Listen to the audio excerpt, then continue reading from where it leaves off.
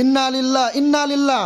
নড়াইল জেলার বিশাল ইউনিয়নের আমাদের ইসলামী আন্দোলন বাংলাদেশের অফিসটাকে পুড়িয়ে দিয়েছে। কারা কুচক্রী মহল যারা পুড়িয়েছে তাদেরকে আমরা আইনের আওতায় ইনশাল্লাহ আনবো। কারণ আজ একটা অফিসে শুধুমাত্র আগুন দেয় নাই, সামনে দেখা যাবে প্রত্যেকটা বাড়িতে বাড়িতে এভাবে কুচক্রী মহল আগুন দিবে। অতএব আপনারা সতর্ক হন।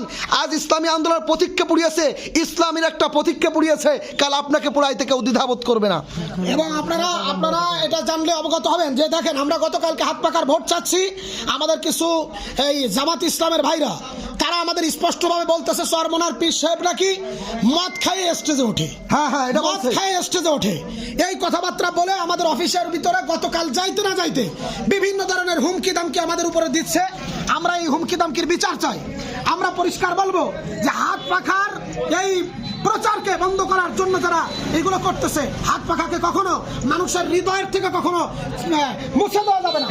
যদিও তারা চিন্তা করতেছে যে আমরা ইসলামী আন্দোলনের হাত পাখার এই প্রতীককে পুড়িয়ে দিয়ে, অফিস পুড়িয়ে দিয়ে মানুষের হৃদয় থেকে মুছে দেব, মানুষের হৃদয় থেকে কখনো হাত পাখার প্রতীক, ইসলামের প্রতীক, দেশ ও মানবতার প্রতীক ইনশাল্লাহ এটা পুড়িয়ে দিতে পারবে না।